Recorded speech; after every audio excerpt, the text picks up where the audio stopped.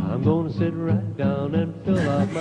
And so I would like to introduce my best friend and the leader of the anti-income tax movement and the man who has sacrificed more and worked harder for freedom in this country than anybody else. And he is probably the most prayed for American alive today. And I want to invite him in and all of you to applaud him. Irwin Schiff.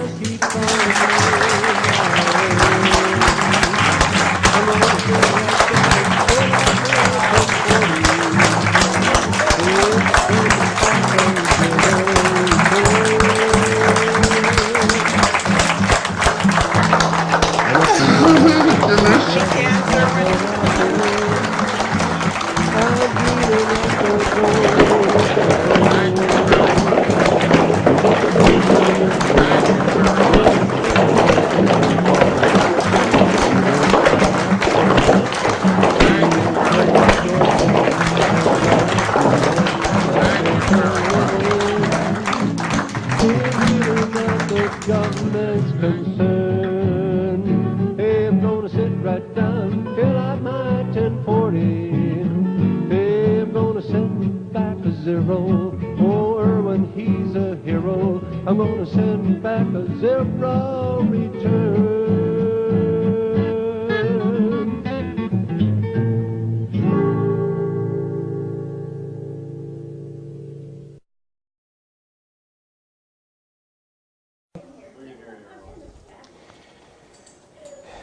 Whoever thought that we'd be meeting in Las Vegas 2 weeks after the greatest tragedy?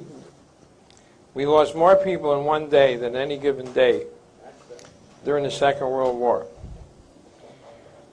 And now America has a new problem it never had before. The possibility of substantial damage and destruction of segments of our civilian population.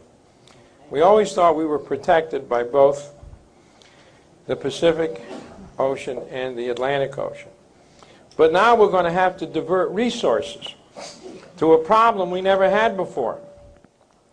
Now when you divert resources, you got to get these resources from someplace.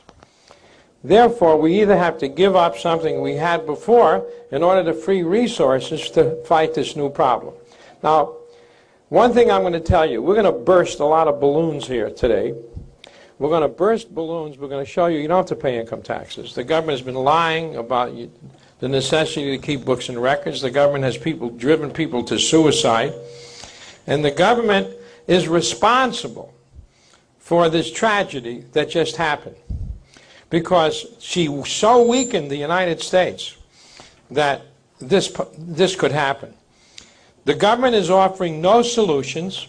I'll tell you, the only solutions they're offering were already written in this book 15 years ago. In this book, I wrote the very solutions that Alan Greenspan and the government is currently proposing, which are not going to help. And it shows you the irresponsibility, and I hesitate to use the word stupidity, of our federal government in really believing they can stop hijacking from all those x-rays and having people checking your luggage as you went through those machines. Did anybody see 60 Minutes?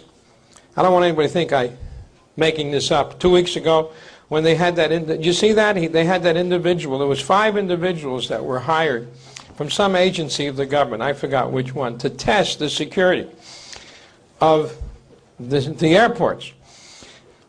I don't know the exact figures they gave, but in about 500 attempts, they got through about 495 times. They said it was a sieve, it was a joke. They reported the fact to that agency of Congress, who, this man was a former Navy SEAL. He even said they got through the checkpoints. They had guns strapped to their backs. They had guns in back of their belt buckles. They even got bombs through. I'm not making this up. Will you verify that this is what he testified to? Or how many people saw that on 60 Minutes? And then the joke is, he said, when the FAA, listen to this, when the FAA wanted to test the security systems, they would tell the airlines the day that they were going to test them. You remember that? He said, we never told them when we were going to come through. And they even told him the weapons or what they were going to try to go through. He even said, and this sounds so ridiculous, like I would make it up, but I want the whole people out there to verify. Dan Rather conducted the interview. He said, when they try to get through a bomb, presumably a bomb, they had 3 sticks of dynamite with taped up with an alarm clock attached to it. I mean, that's the bomb. Is that what they said? Huh? I want people to verify. That's what he said. I didn't make that up. He said when they try to get a bomb, they use the, you know, more sophisticated. They wouldn't go through with that kind of a bomb. And he pointed out that in one airport, they had about 15 Pakistanis, because most of the people who were doing the checking weren't even American citizens. In one airport, there were 15 Pakistanis. All they had to do, because they don't do a background check, all the hijackers had to do was get 3 or 4 of their cohorts, get jobs. They make sure they're all on the same machine. And with their cell phone, they could tell their... And they could go through. The fact of the matter is, when the hijackers wanted to hijack planes, they hijacked 4 within an hour without any trouble. Now, it was obvious that, I mean, I didn't focus on this problem, but it's obvious that the way you'd have to stop a hijacker is if he got on the plane. You can't stop him from getting stuff in the plane. As a matter of fact, after you go through the checkpoint in the airport, you have all these stores in the lobbies and restaurants. I don't think all those employees go through a checking when they go to work in the morning. So presumably you could go through one of those checking points, check with one of your friends who's an employee in the restaurant working, and he can give you whatever guns and ammunition, whatever you need. But how could the government not have known that? I mean, the whole thing is ridiculous. They should have had those, they should have taken a page from El Al. You have that door, you can't get in it, and you have marshals flying on those planes. I mean, the cost of marshals had to be no more than the cost of all those people at the checkpoints, slowing up, getting on airplanes. There's 15 people practically in every gate. How much more money would it have to have a marshal flying?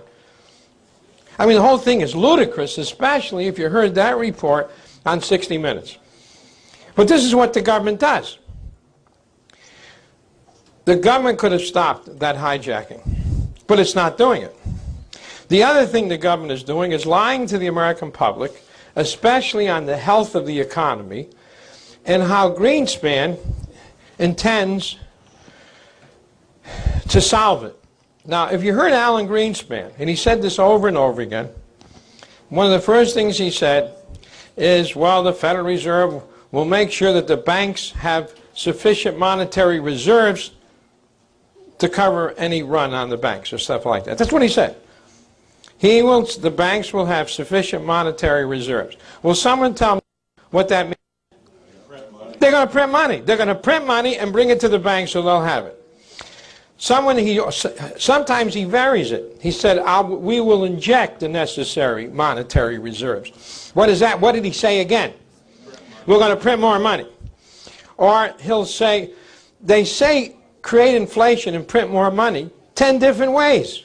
We'll inject more money. We're going to expand credit. When he says expand credit, what does that mean? You're going to print more money, so expand credit, you can borrow more money. So the only solution the government has offered in this situation is to print more money. Now ask yourself, how can taking blank pieces of paper, running them through a press, and putting numbers on them, how can that solve any problem? What that does is create the illusion of what they're doing is pumping up the economy even more. Now, the American economy and the stock market